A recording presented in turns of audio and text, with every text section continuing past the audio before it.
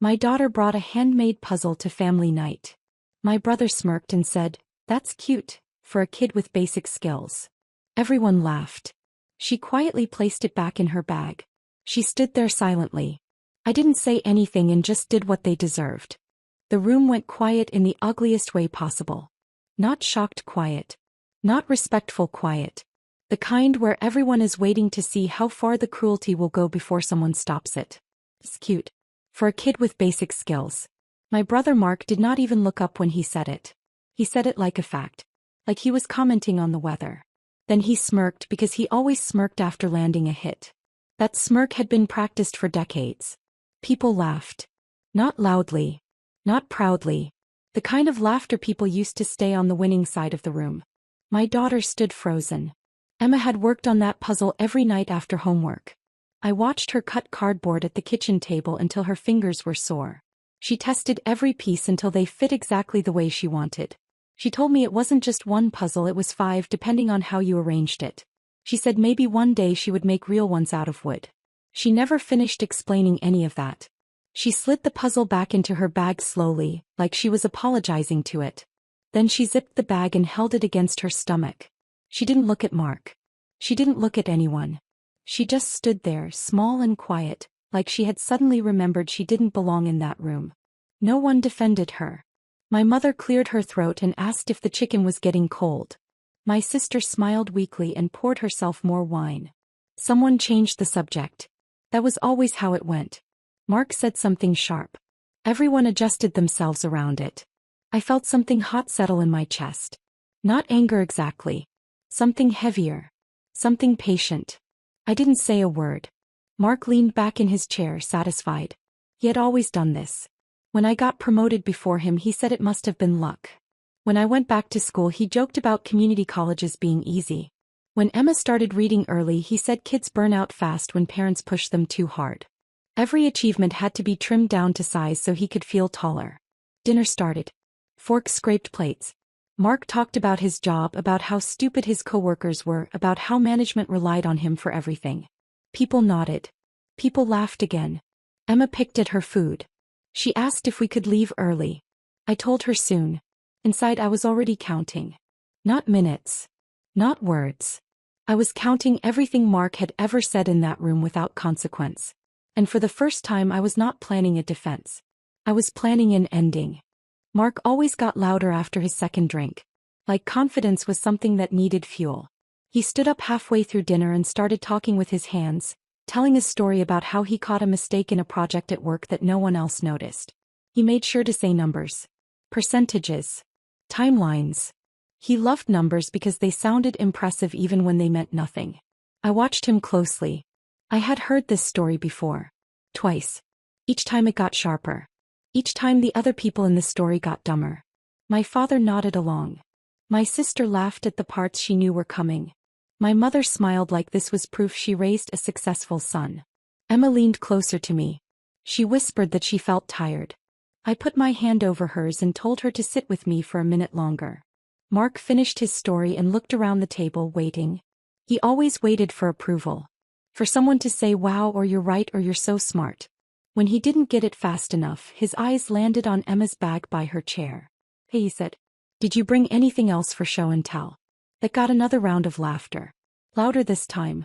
Safer laughter. Mark grinned. Something inside me finally settled. Like a switch flipping instead of a fuse blowing. I stood up and walked to the counter where the mail was piled.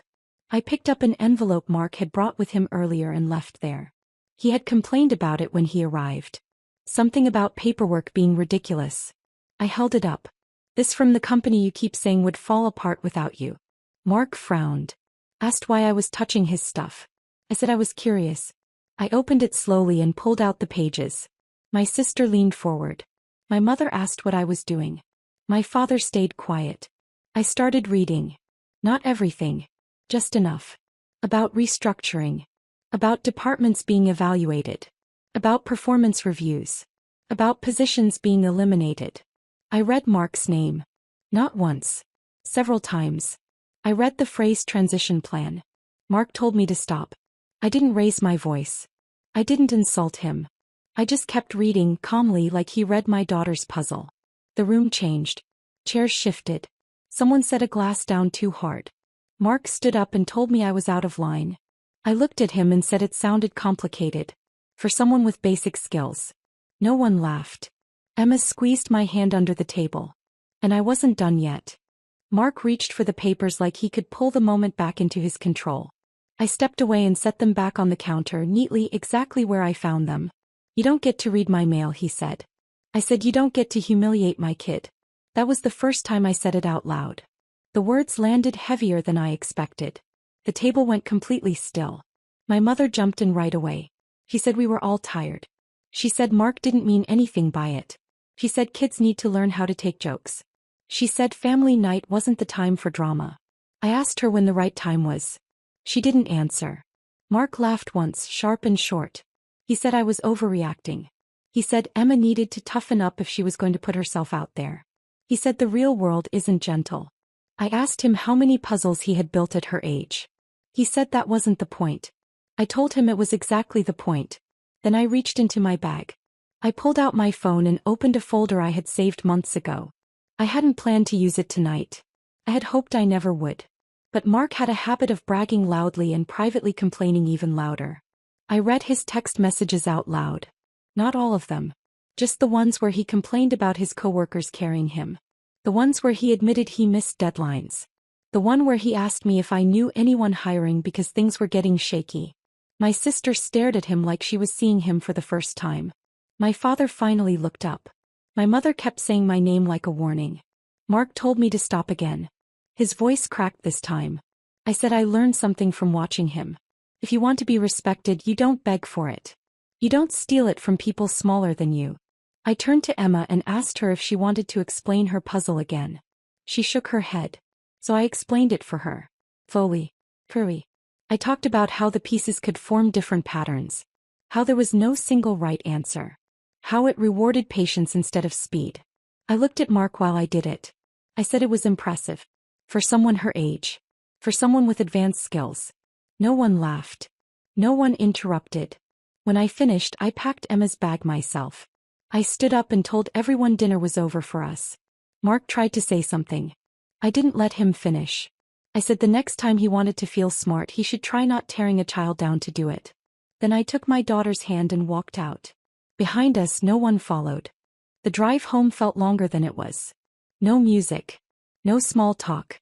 Just the sound of tires on asphalt and Emma staring out the window like she was watching something disappear. I didn't ask if she was okay.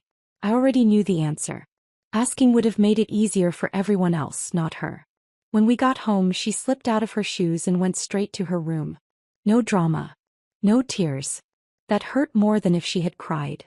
Kids cry when they think someone will help them. Silence is what happens when they decide to handle it alone. I stayed in the kitchen longer than I needed to. I put the leftovers in the fridge even though I knew we wouldn't eat them. I wiped a counter that was already clean. I needed the time to slow myself down. Then I heard her door creak. She didn't call for me. He never does. I went anyway. Emma was sitting on the floor with her backpack open, puzzle pieces laid out in neat rows. She wasn't building anything. She was checking them one by one like she needed proof that none of them were broken. She asked me very quietly if people laughed because she explained it wrong. I told her no. She asked if maybe she should only make things for herself from now on. That question hit harder than anything Mark said. I sat down across from her and told her something I wish someone had told me when I was her age. I told her that some adults survive by shrinking anything that reminds them they stopped growing. I told her that people like Mark don't hate being wrong. They hate being outpaced. She listened without interrupting. He always does. I told her she didn't do anything wrong. Not by making the puzzle. Not by sharing it. Not by staying quiet. I told her staying quiet doesn't mean weak. Sometimes it just means you're watching. She nodded and went back to lining up the pieces. That's when my phone started buzzing. I didn't check it right away. I already knew it would be Mark. He never let discomfort sit too long without trying to flip it into blame. When I finally looked, there were messages stacked on top of each other. He said I humiliated him. He said I crossed a line. He said I had no right to bring his work into it. He said Emma would never survive the real world if I kept coddling her. I didn't respond. Then my mother called. I let it go to voicemail. She said she understood why I was upset, but I handled it wrong.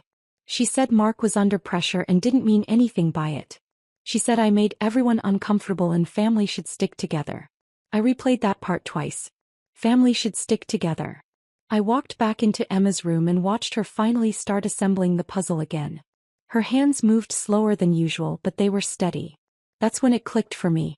Family wasn't the people who shared a last name with her. Family was the person who stayed when the room laughed. I blocked Mark's number without hesitation. The next day, Emma left her puzzle on the kitchen table before school. She didn't say anything about it. She didn't ask me to look.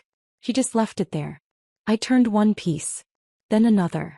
By the time she came home, I had figured out a pattern she hadn't shown me yet. She smiled when she saw it. And that was the moment I decided something else too. No more quiet endings. If anyone ever tried to make my daughter feel small again, I wasn't just going to end the night. I was going to end the habit. Mark didn't stay blocked for long. 3 days later, my father showed up at my door without calling first. He stood on the porch with his hands in his pockets like he was bracing for bad weather. He said your brother is having a hard time. He said your mother hasn't been sleeping. He said maybe it's time everyone cools off. I asked him if Mark had apologized. He said that wasn't what he came to talk about. That told me everything. I invited him in anyway. Not for Mark. For Emma. She deserved to see how adults handled conflict when someone refused to bend. Emma was at the table working on a new version of her puzzle. This one used color patterns instead of shapes. My father watched her for a while before saying anything. He asked her what she was making. She explained it to him. Simply. Curry. Without asking for approval. He nodded and said it was impressive. That was the first time I saw him hesitate. I told my father that Mark wasn't welcome around my daughter until he learned how to speak to her. I told him that wasn't a punishment. It was a boundary. I told him I wouldn't soften it for the sake of peace. He said Mark didn't mean to hurt her. I said intent doesn't erase impact. My father left without arguing. That was new. That night Mark emailed me. Long message.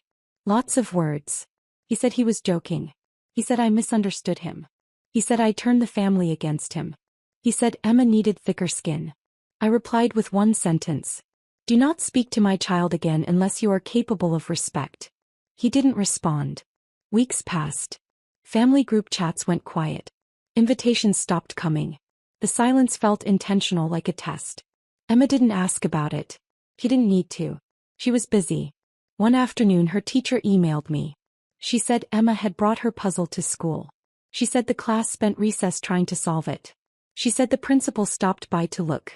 She asked if Emma would be interested in presenting it at the school fair. I showed the email to Emma. She read it twice. Then a third time. She didn't smile right away. She asked if she had to. I told her she didn't have to do anything. She thought about it and said she wanted to. That night she asked me to help her make the board stronger. I told her yes. And for the first time since that dinner I thought about Mark without anger. Not because he didn't deserve it. Because he no longer mattered. The school fair was louder than I expected. Not chaotic, just full. Kids explaining things they barely understood yet. Parents nodding too much. Teachers smiling like this was the best version of everyone. Emma's table was pushed against the far wall, away from the entrance. She chose it herself. She said it was better if people found the puzzle instead of being directed to it. That sounded like her. She didn't decorate the table. No glitter. No poster board. Just the puzzle laid out cleanly, pieces arranged in a way that didn't give anything away. She stood behind it with her hands folded, waiting. For the first 10 minutes almost no one stopped. I felt my chest tighten even though I told myself this part didn't matter. I knew it mattered. Not because I needed her to be validated, but because I knew she was watching carefully. She always watched first. Then a boy about her age slowed down. He looked at the pieces. He touched one. Emma didn't jump in. She waited. He tried fitting two together. They didn't work. He frowned and tried again. Another kid stopped. Then another.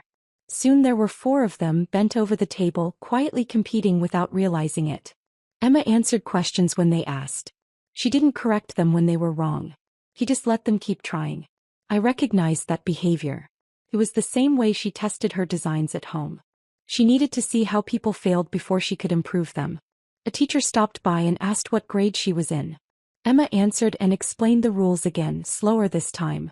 The teacher tried the puzzle and didn't solve it. She laughed and said it was harder than it looked. Emma smiled just a little. The principal came by next. He stayed longer than I expected. He asked where she learned to design something like that. Emma said she liked figuring out how things could fit more than one way. He nodded like that meant something important. I stood off to the side the whole time.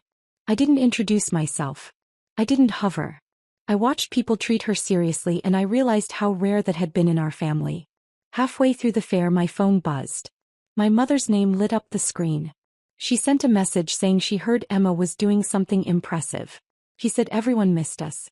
She asked if we were coming to dinner on Sunday like nothing had happened. I looked back at Emma. She was explaining a mistake someone made without embarrassing them. She had learned that skill without anyone teaching her. I typed back no. I didn't add an explanation. I didn't soften it. We left early because Emma was tired in the good way. The kind of tired that comes from being fully used up, not shut down. In the car she talked nonstop. About patterns she wanted to try next. About making the puzzle modular. About how someone suggested turning it into a cooperative game instead of competitive. He asked me if Mark would ever see it. I said maybe if he earned the right. She nodded and said she hoped if he did he would try it instead of judging it. That sentence stayed with me. At home she didn't put the puzzle back in her bag. She set it on her desk like it belonged there. Later when I tucked her in she asked if I was sad about the family. I told her I wasn't sad. I was clear. I told her some people only feel big when someone else feels small, and we don't stay in rooms like that anymore. She accepted that easily. Kids understand boundaries faster than adults when they're real. After she fell asleep I sat in the living room and thought about that dinner again. About how long I had stayed quiet before I finally spoke. About how many times I had mistaken patience for protection. That night didn't just change how I handled my brother. It changed how I handled silence. I will never again let my child be the lesson someone else uses to feel superior. I don't care who it costs me. That's not revenge.